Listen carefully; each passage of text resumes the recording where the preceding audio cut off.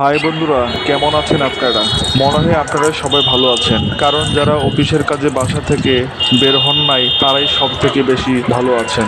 সত্যি বলতে আমি কোনোভাবে ভালো নেই, কারণ সকালে ঘুম থেকে উঠে নাস্তা করে অফিসে যাব এই আশা করে বের হলাম বাসা থেকে অফিস পর্যন্ত লাগবে মিনিমাম 10 থেকে 15 মিনিট। কিন্তু কি আর বলবো, আপনাদের ঢাকার রাস্তা পুরো দখল হয়ে গেছে।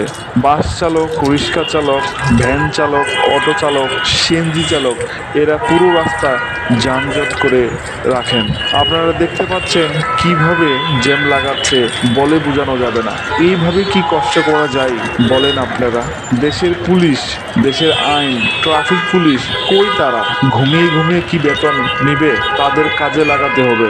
সাধারণ মানুষের কি অবস্থা বলে বোঝানো যাবে না। আমাদের প্রধান উপদেষ্টা কি দেখে না? আপনারা তাড়াতাড়ি দেশের শান্তি ফিরিয়ে নিয়ে আসুন।